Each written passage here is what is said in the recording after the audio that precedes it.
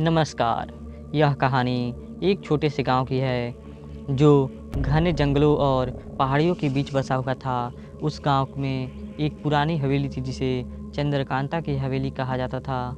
लोग कहते थे कि यह हवेली कभी बहुत ही समृद्ध और खुशहाल परिवार की थी, लेकिन अब वहाँ कोई नहीं रहता। हवेली वीरान और सुनसान हो चुकी थी और गांव वालों के बीच यह अफवाह फैली हुई थी कि वह हवेली श्रापित है। कई साल पहले इस हवेली में एक खूबसूरत लड़की रहती थी जिसका नाम चंद्रकांता था। वह अपने माता पिता की इकलौती संतान थी और उसकी खूबसूरती पूरे इलाके में मशहूर थी। चंद्रकांता का दिल बहुत ही नरम और कोमल था और उसकी आंखों में हमेशा सपने तैरते रहते थे। वह अक्सर हवेली की छत पर खड़ी होकर चांदनी रात में दूर दूर तक फैले जंगल को निहारा करती थी। एक दिन गांव में एक युवा ठेकेदार का आगमन हुआ जिसका नाम आदित्य था। आदित्य एक साहसी और आकर्षक युवक था और उसने हवेली की मरम्मत का ठेका लिया था। जब पहली बार चंद्रकांता और आदित्य की नज़रें मिली तो ऐसा लगा जैसे समय ठहर गया हो। दोनों के बीच एक अनकही भावना जाग उठी। आदित्य जब भी हवेली में काम करने आता वह चंद्रकांता की मुस्कान में खो जाता और चंद्रकांता उसकी आंखों में अपनी पूरी दुनिया देखने लगती। धीरे धीरे दोनों के बीच प्यार बढ़ने लगा।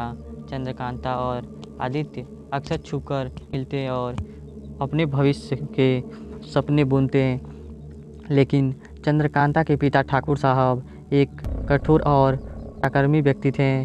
जब उन्हें इस प्रेम कहानी का पता चला तो वे बहुत क्रोधित हो गए।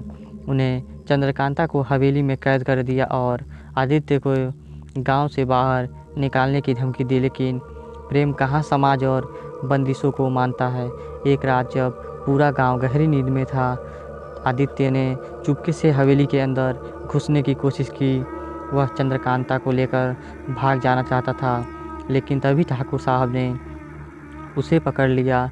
गुस्से भरे ठाकुर साहब ने आदित्य को हवेली के तहखाने में बंद कर दिया और चंद्रकांता को हमेशा के लिए उससे अलग कर दिया। चंद्रकांता का दिल टूट गया। वह दिन रात रोने लगी और उसकी हालात दिन ब दिन बिगड़ने लगी। उसने खाना पीना छोड़ दिया और अतः एक अंधेरी रात में उसने हवेली की छत से कूदकर अपनी जान दे दी। कहते हैं कि उस रात हवेली में बहुत ज़ोर की चीखें सुनाई दी और उसके बाद हवेली में अजीब अजीब घटनाएं होने लगी। लोग कहते हैं कि चंद्रकांता की आत्मा अब भी हवेली में भटकती है। उसकी आत्मा अपने प्रेम आदित्य को ढूंढ रही है जो अब भी हवेली के तहखाने में बंद है। कई लोगों ने रात के समय हवेली के अंदर से एक लड़की के रोने और चिल्लाने की आवाज़ें सुनी।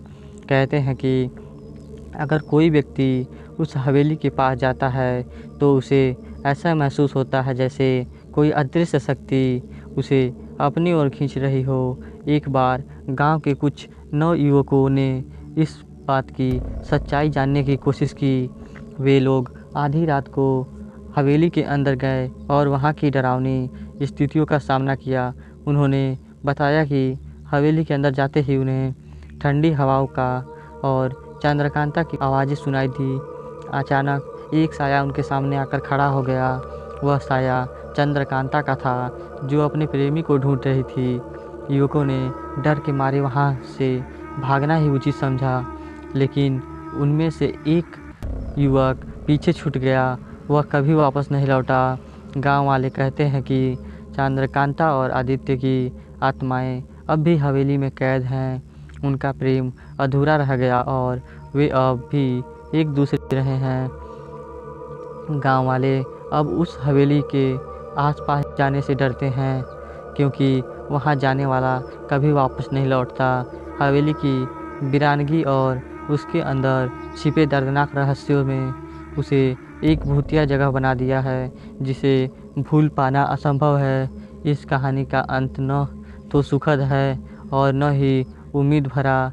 यह कहानी उन दो प्रेमियों की है जिनका प्रेम समाज की बंदिशों और परंपराओं की भेंट चढ़ गया।